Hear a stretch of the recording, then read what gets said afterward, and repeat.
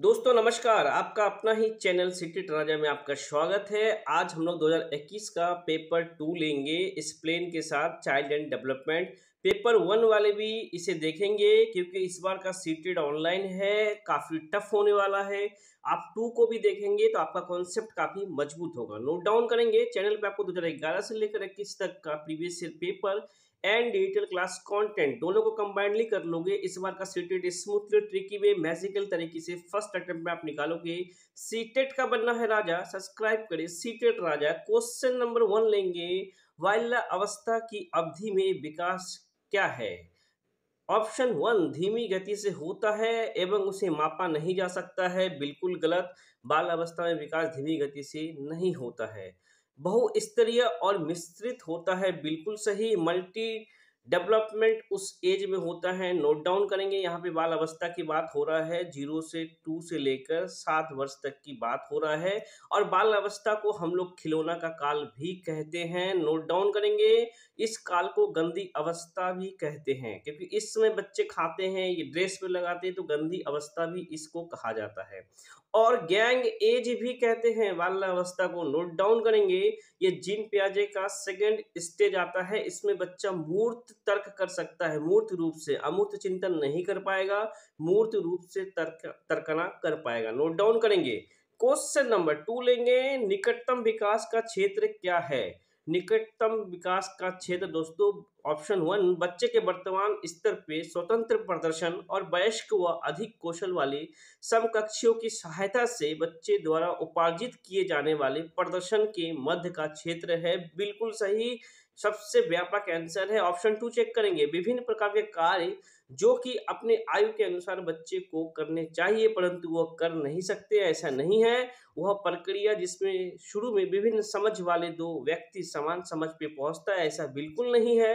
वह प्रक्रिया जिसमें बच्चे समाज के वयस्कों द्वारा निर्धारित विधि से कार्य करते हैं, ऐसा नहीं है। ऑप्शन 1 होता है राइट ऑप्शन। जिन पियाजे, इनका वीडियो है चैनल पे, चेक करेंगे। जिन पियाजे के अनुसार बच्चे अमूर्त संक्रियात्मक अवस्था कौन सा है? तो अमूर्त में बच्चे परिकल्पित, निगमात्मक, तर्क और प्रतिज्ञाप्ति चिंतन करने में समर्थ होता है। नोट डाउन करेंगे, अमूर्त चिंतन जो कि बात हो रहा है आपका 0 से 2 संवेदी प्रेरक अवस्था, 2 से 7 वर्ष बाल्यावस्था, 7 से 13 वर्ष उत्तर बाल अवस्था। यहाँ पे 13 वर्ष से ऊपर की बात हो रहा है जहाँ बच्चे अमूर्त चिंतन कर सकता है। नोट डाउन करेंगे, ये वयस्क काल है, तूफान का काल है। नोट डाउन करेंगे, ये तूफान का, दुश्चिंता का काल है, ऑपोजिट लिंग के प्रति आकर्षण का काल है, वयस्क अवस्था। नोट डाउन करेंगे। आज एक पॉइंट और आएगा यहाँ से कि सक्रिय समूह के सदस्य, सक्रिय गैंगेज नहीं, गैंगेज बाल अवस्था को कहेंगे। अगर सक्रिय समूह का सदस्य कहा गया तो आपका किशोरा अवस्था यानी कि अमूर्त संक्रियात्मक अवस्था, जी हाँ। और इसमें लड़कियों का साज सज्जा के भी ये एज है। नोट डाउन करेंगे। वीडियो को दोस्तों लाइक जरूर करना, आप ही लोगों के लिए वीडियो बना है, लाइक करने में कोई पैसा नहीं लगता है। नोट डाउन करेंगे। क्वेश्चन 4 लोहरंस कॉल्हर के नैतिक विकास के सिद्धांत के अनुसार व्यक्ति किस अवस्था में, जब वह विश्वास करता है कि वर्तमान सामाजिक प्रणाली को संकलनात्मक पूर्वक बनाए रखने से धनात्मक मानवीय संबंध और सामाजिक वर्ग सुरक्षित रहता है, यह कौन सा क्रिया है? यह दंड और आज्ञा पालन नहीं है, यह 10 वर्ष से नीचे वाले के लिए है। सामाजिक क्रम व्यवस्था अभिविन्यास जो 10 से 13 साल के बीच में आता है, समाज के अनुरूप सामाजिक क्रम व्यवस्था अभिविन्यास, यह स्टेज 2 आता है। नोट डाउन करेंगे, इनका वीडियो चैनल पे मिल जाएगा, आप एक बार देख लोगे तो हो जाएगा। काफी इंपॉर्टेंट क्वेश्चंस हार्वर्ड गार्डनर के बहुबुद्धि सिद्धांत के अनुसार निम्नलिखित में से कौन सा जोड़ा बुद्धि के प्रकार और अंत स्थिति अनुपालन संभावना के अनुसार सही है?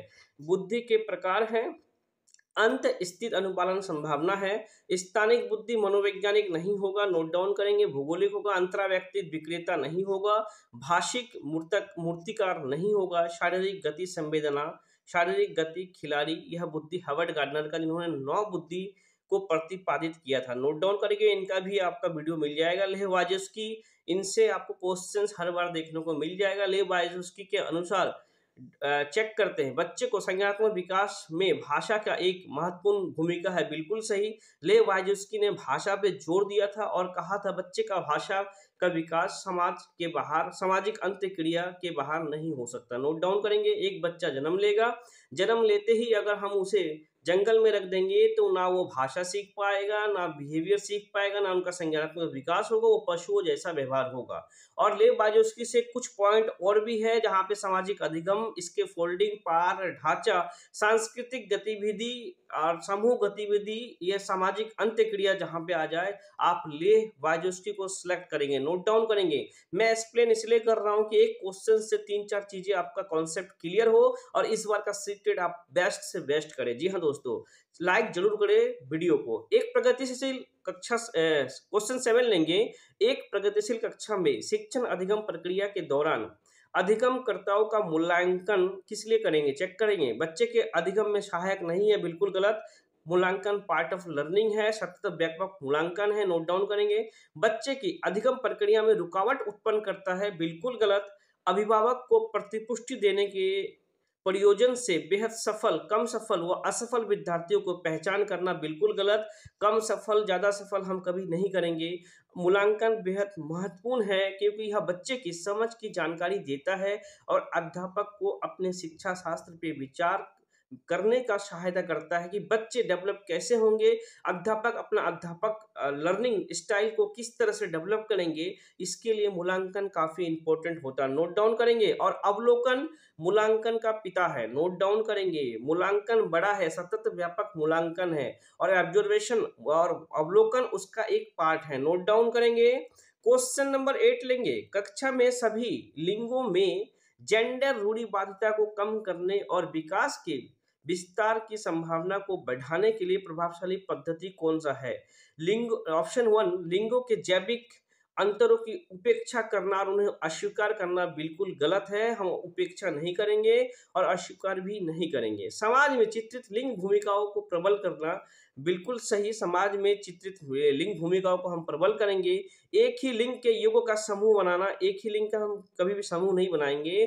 क्रियाकलाप के लिए मिश्रित लिंग समूह बनाना और विचार विमर्श के लिए प्रोत्साहित करना, दोस्तों सबसे बड़ा व्यापक आंसर ऑप्शन 4 सबसे बड़ा व्यापक है। इस सबसे बड़ा व्यापक है क्योंकि इसमें बच्चा क्रियाकलाप के लिए मिश्रित लिंग यानी कि लड़के लड़की टोटल एक साथ मिलके ग्रुप बना के ग्रुप एक्टिविटी करेंगे, विचार विमर्श के लिए प्रोत्साहित करेंगे। ये सबसे बड़ा व्यापक है। लिंग भूमिकाओं को आप जब भी दर्शा रहे हो, इससे बाहर निकालने के लिए बच्चे को आप क्रिएटिव बना रहे हो, सबसे बड़ा व्यापक है, नोट डाउन करेंगे। क्वेश्चन नंबर 9 लेंगे। अध्यापक को कक्षा में बहुभाषिकता को डैश समझना चाहिए। तो दोस्तों बहुभाषिकता एक संसाधन होता है, नोट डाउन करेंगे। आपके क्लास में हिंदी, बंगला, असमीज, कर्नाटक, तमिल, पंजाबी बहुत भाषाएं के बच्चे आएंगे, वो एक संसाधन होता है, एक गुण और एक साधन नहीं है, एक रुकावट नहीं, एक समस्या नहीं, एक व्यवस्थागत मुद्दा नहीं। ये क्वेश्चंस रॉन्ग था, इसका अवार्ड नंबर सभी को मिला था, नोट डाउन करेंगे। वो बहुभाषिकता एक संसाधन है। यहाँ पे ऑप्शन चारों के चारों हमें संसाधन मिल नहीं रहा है, इसलिए ये क्वेश्चंस का नंबर अवार्ड दिया गया था सारे स्टूडेंट को। क्वेश्चन नंबर 10 लेंगे। बाल केंद्रित कक्षा वह है जिसमें अध्यापक केवल पाठ्य पुस्तक को ज्ञान के स्रोत के लिए उपयोग करता है, बिल्कुल गलत, केवल एक नेगेटिव टैग वर्ड है। अध्यापक बच्चे की उनकी क्षमता के आधार पर वर्गीकृत करता है, वर्गीकृत कभी हम करेंगे नहीं, अलग कभी नहीं करेंगे। बच्चे के व्यवहार को निर्देशित करने के लिए अध्यापक पुरस्कार और दंड का प्रयोग करता है, दोस्तों पुरस्कार दंड एक नेगेटिव टैग वर्ड है। अध्यापक लचीला है और प्रत्येक बच्चे की व्यक्तिगत आवश्यकताओं को पूरा करता है। ये सबसे बड़ा बाल केंद्रित शिक्षा का पॉइंट है कि अध्यापक सुगम करता हो, सहयोगदाता हो और प्रत्येक बच्चे का व्यक्तिगत जो आवश्यकता, क्योंकि इंडिविजुअल डिफरेंस, व्यक्तिगत विभिन्नता के बच्चे हैं, सबका सीखने का स्टाइल अलग अलग है, बच्चे टीचर्स व्यक्तिगत उन पे ध्यान दे रहा है, ये सबसे बड़ा मेन पॉइंट है। काफी इंपोर्टेंट क्वेश्चन है कि इस मनोवैज्ञानिक के अनुसार बच्चे के संज्ञानात्मक विकास में सांस्कृतिक उपकरण एक महत्वपूर्ण भूमिका निभाते हैं, नोट डाउन करेंगे। सांस्कृतिक उपकरण, लेव वाइजोस्की, सामूहिक गतिविधि आ जाए, लेव वाइजोस्की, इसके फोल्डिंग पार ढांचा, सहयोग देना, सहारा देना, ये सब जब भी वर्ड आ जाए आप लेव वाइजोस्की को टारगेट करोगे, नोट डाउन करेंगे। काफी इंपॉर्टेंट है दोस्तों, वीडियो को लाइक करना ना भूले दोस्तों, ये आप ही के लिए, आप ही का सीटेट निकालने के लिए मैं मेहनत कर रहा हूँ। सीटेट का बनना है राजा, सब्सक्राइब करें सीटेट राजा। अब तो क्वेश्चन नंबर 12 लेंगे। आंशिक दृष्टि वाले विद्यार्थियों के लिए निम्नलिखित में से कौन सा अधिगम सामग्री उपयुक्त नहीं है? नोट डाउन करेंगे, नहीं है। किंतु परंतु के अलावे प्रतिकूल जब भी शब्द आता है त्रिनेत्र को आप ओपन करेंगे। तो आंशिक दृष्टि वाले यानी कम दिखाई देने वाले बच्चे के लिए क्या इंपॉर्टेंट नहीं है? बड़े आकार की मुद्रित पुस्तकें, ये तो है, बड़े बड़े लेटर्स में बच्चे जो कम देखते हैं वो अच्छा देख पाएंगे। त्रिविमीय विमीय नक्शे और चार्ट, 3D डायमेंशन चार्ट, ये भी इंपॉर्टेंट है।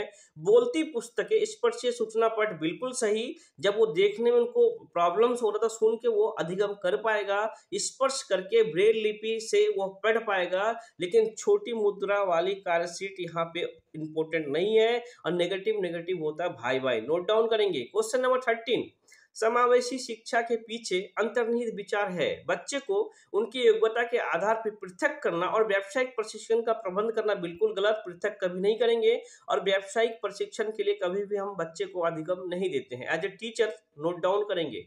बच्चे की अक्षमताओं के आधार पर उनकी सीमाओं की पहचान करने के लिए उन्हें नामांकित करना। अक्षमताओं को सिर्फ हम कैलकुलेट करेंगे ऐसा नहीं है। नोट डाउन करेंगे। अलग अलग अक्षमताओं वाले बच्चे के लिए विशिष्ट शैक्षिक संस्थानों का प्रबंध करना बिल्कुल गलत। ऑप्शन 4, दार्शनिक की सभी बच्चों को नियमित विद्यालय में समान शिक्षा पाने का अधिकार है। सबके साथ शिक्षा ही हमें समावेशी शिक्षा कहते हैं। नोट डाउन करेंगे। एक साथ, सबके साथ, एक साथ शिक्षा देना ही समावेशी शिक्षा। क्वेश्चन नंबर 14 लेंगे। प्रगतिशील और सृजनात्मक बच्चे की आवश्यकताओं को किस प्रकार संबोधित किया जा सकता है? चेक करेंगे। चुनौतीपूर्ण कार्य को निरस्ता दूर करने के लिए क्रियाकलाप देके, बिल्कुल सही। हम उन्हें चैलेंजेस वर्क देंगे ताकि प्रतिभाशाली और सृजनात्मक बच्चे उसे करे और अपने आप को मोटिवेटेड महसूस करे। काफी अच्छा है। आगे चेक करेंगे। वो प्रश्न देके जिनमें अभिमुखी चिंतन की आवश्यकता, बिल्कुल गलत। प्रश्न हल करने के लिए विशिष्ट निर्देश उपलब्ध करा के, बिल्कुल गलत। रटना पर आधारित परीक्षा, रटना और परीक्षा दोनों ही नेगेटिव है। हम उसे चैलेंजेस वर्क देंगे बच्चे को, प्रतिभाशाली और सृजनात्मक, क्योंकि वो क्रिएटिव माइंड होगा। चुनौतीपूर्ण काम को करके वो कुछ ना कुछ नया सीखेगा।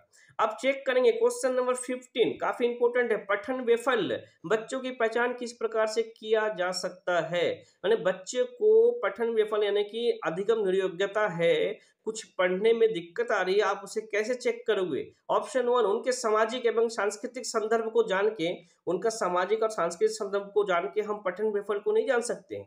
पूर्ण शारीरिक स्वास्थ्य परीक्षण करके, बिल्कुल गलत। उसे पढ़ने और लिखने की कौशलता को विश्लेषण करके, बिल्कुल सही। उनका पढ़ने और लिखने का कौशलता को हम विश्लेषण करेंगे कि बच्चे में क्या प्रॉब्लम्स आ रही है, कि पढ़ने में क्या दिक्कत आ रही है, लिखने में क्या दिक्कत आ रही है, चीजें क्या है, तब हम उसे सुधार करेंगे। और एक पॉइंट और लिखेंगे, बच्चे की जो भी आप कमजोरियों को आप पहचानते हो उसे हम कहते हैं निदानात्मक उपचार। निदानात्मक उपचार। और आप जब ठीक निदानात्मक परीक्षण, और जब आप उसे ठीक करोगे तो वो होगा उपचारात्मक शिक्षण। नोट डाउन करेंगे। उपचार केंद्र में कोई भी पेशेंट, रोगी सही होता है तो उपचार केंद्र में सही होगा। और निदान में आप हमेशा पहचान करोगे कि बच्चे का प्रॉब्लम्स क्या है। नेक्स्ट वीडियो में और 15 क्वेश्चंस लेंगे दोस्तों। प्रीवियस ईयर का पेपर 11 से लेकर 2021 तक का डिजिटल क्लास कंटेंट दोनों को कंबाइनली करोगे। इस बार का सीटेट स्मूथली ट्रिकी में मैजिकल तरीके से फर्स्ट अटेम्प्ट में आपका निकलेगा। सीटेट का बनना है राजा, सब्सक्राइब करें सीटेट राजा। जय हिंद, जय भारत।